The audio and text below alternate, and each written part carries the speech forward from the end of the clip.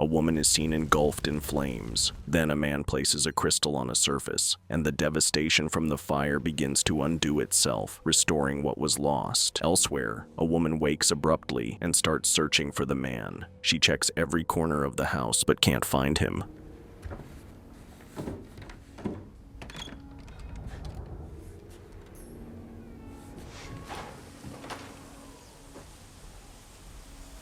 While she is standing by the door, he suddenly appears behind her and greets her with a kiss. He apologized for startling her. She asked why he didn't wake her, but he told her he wanted to be alone. He wanted to come up with ideas, but he couldn't. Later, the woman, Mother, paints a wall yellow. As she applies the dye, she envisions something pulsing inside the wall, a heart beating steadily behind the surface.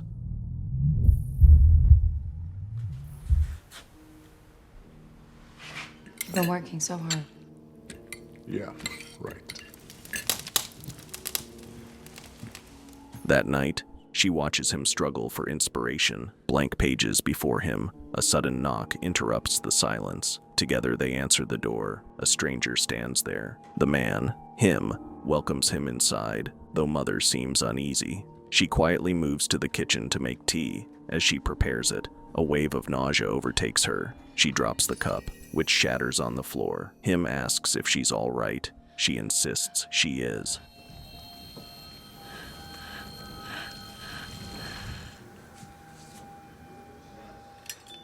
Said it's so far inward that she couldn't spread her knees.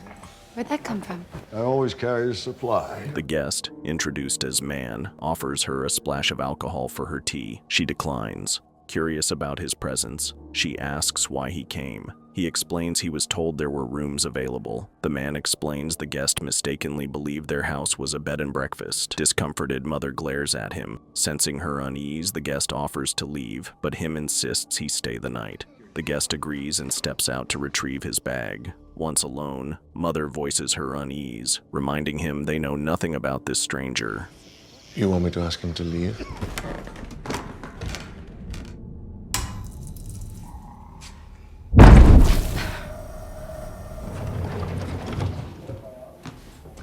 After getting sheets, she comes back to the living room. She finds the two men in the library. He is showing his writings, and the guest is visibly impressed, calling himself a fan. His attention drifts to a glowing crystal. As he reaches for it, him swiftly intervenes, cradling it protectively and calling it fragile. It's hard to imagine what that means. I didn't even know if I could ever create again. I'm sorry, I didn't. Okay? Want some water? Just a little. In the middle of the night, Mother wakes to find herself alone. She goes looking for him and notices the guest's bed is untouched. In a nearby room, she sees a bowl filled with cigarette butts. Then she hears retching. Following the sound, she finds him helping the guest, who is hunched over a toilet, sick. She asks what's happening. He says the guest drank too much. The man is bare-chested, and she notices a strange wound on his side. Just as she's about to speak, him quietly asks her to give them a moment. Mother steps away, but she feels unwell again.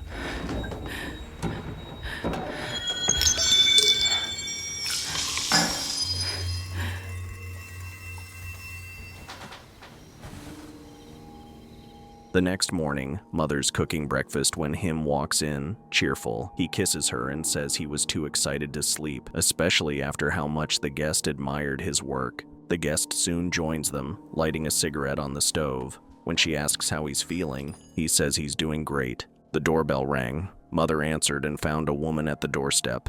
Just then, the guest man rushed past her, clearly thrilled, embracing the woman and welcoming her inside. I didn't realize they were married. Breakfast. Ah! Oh, it's burning.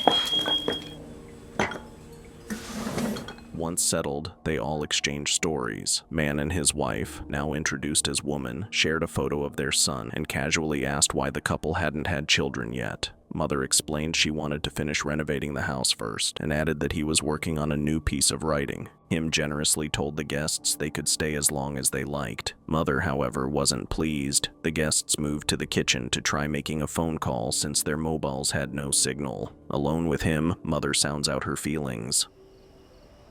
Did you know he had a wife? No, that I am thinking about it. Right.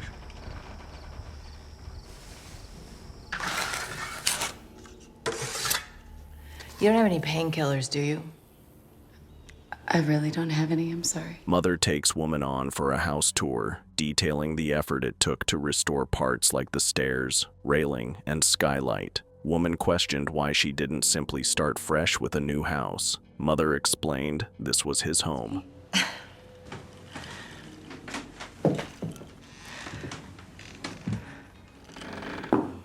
Oh, you do want them. We gotta get back to work. Where are you going? I'm gonna take him outside. Woman later expressed interest in doing laundry. Mother showed her to the laundry room, but the machine already had clothes in it. Woman dumped everything onto the floor without hesitation. As Mother picked the clothes up, Woman commented snidely on her choice of underwear, suggesting she could do better. Shortly after, Mother returned to the kitchen and found it in chaos. Hello?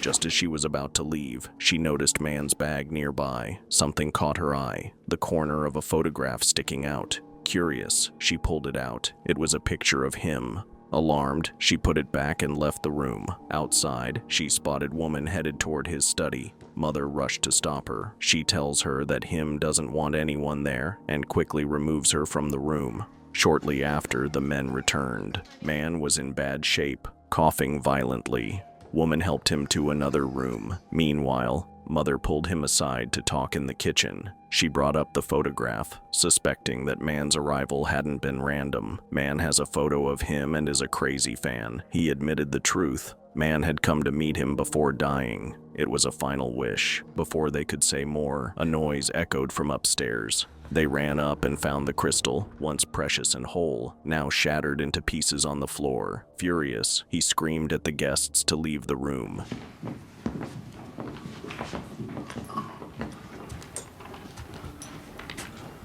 We said we were sorry.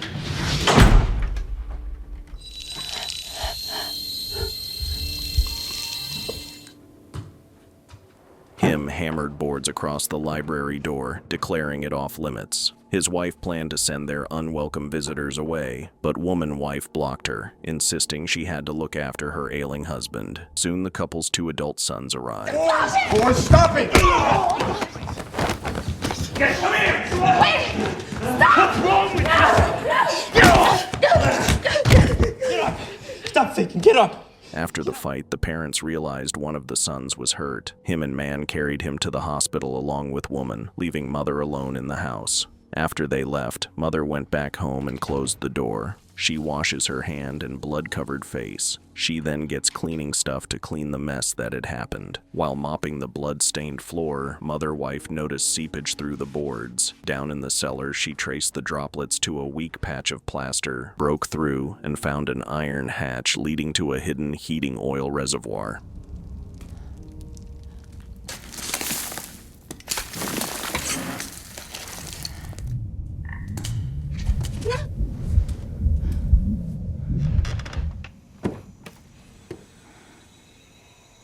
Upstairs, a torn scrap of paper caught her eye. As she bent to pick it up, the surviving son appeared, muttered disbelief that she was alone, snatched his wallet, and fled. She reached for the phone to call the police, but she noticed him standing from the corner of her eye. She runs towards him and hugs him. She tells him the son was just here. He asks if he hurts her, but he didn't.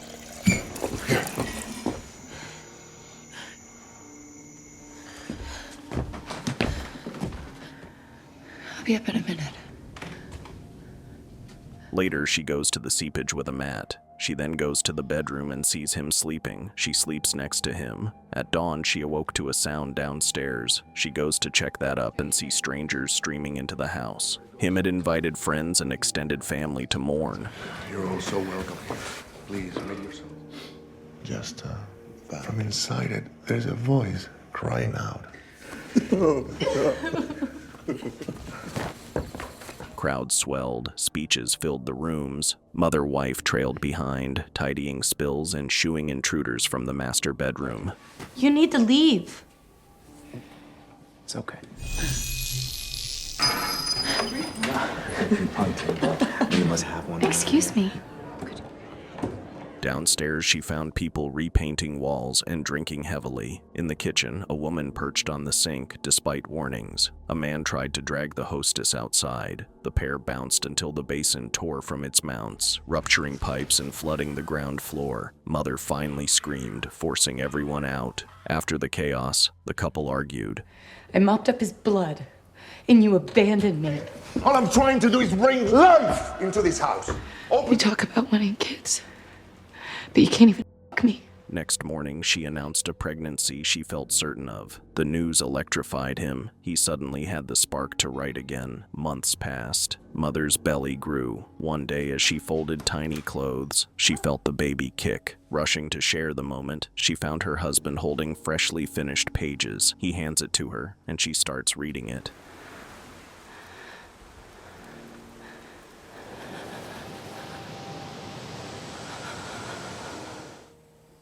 It's beautiful. That evening, she set a private dinner. Fetching bread, she glimpsed a stranger at the door, then dozens more behind him. Outside, him greeted the gathering crowd, explaining they had come to see him. Mother stepped back inside, shaken and unable to shake the image of blood staining the spot where the guest's son had died. When she looked out again, crowds packed the yard. Cameras flashed. No, stay away from me. No, please, Ira. We've come from so far. Hang in there. Okay, holding it. Hey! How about a little privacy? The masses surged through the house. Strangers pocketed trinkets, claiming him's belongings as keepsakes. Some fought over souvenirs. Others formed makeshift prayer lines while him marked their foreheads. Order collapsed. These are just things. They can be replaced.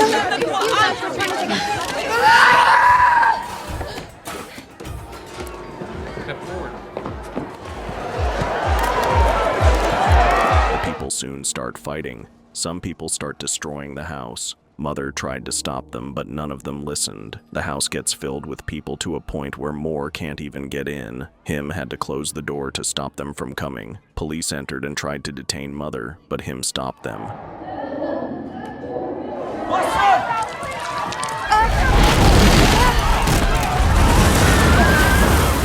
Labor pains struck. A sympathetic officer offered help, only to be shot before her eyes. Him dragged her upstairs, barricading the study. In that brief calm, she delivered a son. Why are they so quiet? It's okay. They're just waiting.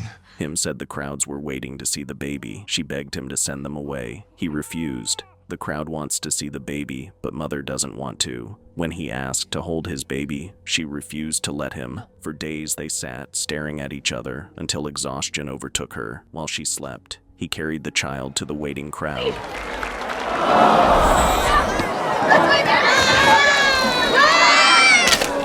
Where's my baby? He's not.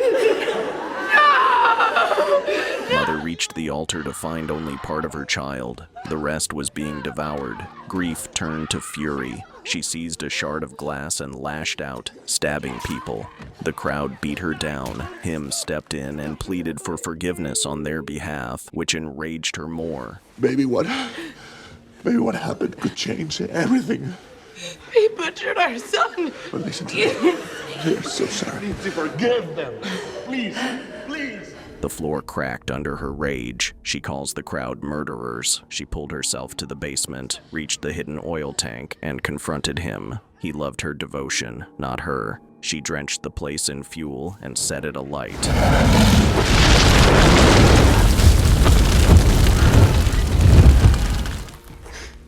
Where are you taking me? The beginning. Cradling her charred body, him begged for her love, tore out her heart, and watched her crumble to ash. From the heart, he drew a perfect crystal. Placing it on the ruins reversed the blaze. Ash coalesced into walls, rooms, and finally, a new woman who woke, called for him, ready to begin the loop once more. Did this story spook you out? Let us know in the comments below. For more horror movie recaps, subscribe to our channel and we will see you in the next one. Fear awaits you.